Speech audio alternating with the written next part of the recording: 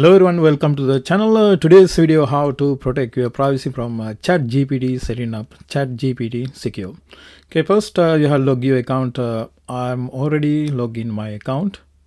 Then you can see right down corner, left corner logo. Sometimes yours different might be your right upper corner, right this area.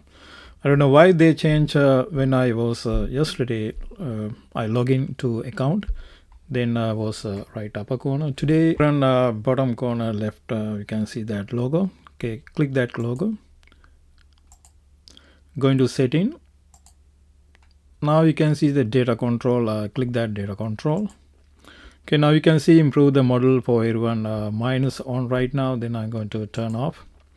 Okay, first if you want to, you can get more details. You can read it, improve the model for everyone, or allow your content to be used, trained for models which make ChatGPT better for you and everyone who use it. To be take a step protect your privacy. You can learn.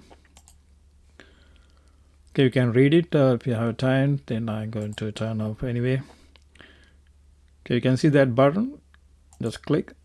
It's going to be turned up right here. Then make sure you have to click again done. Improve the model for everyone, turn off. That's the way how to secure your ChatGPT. Thank you for watching. Have a great day.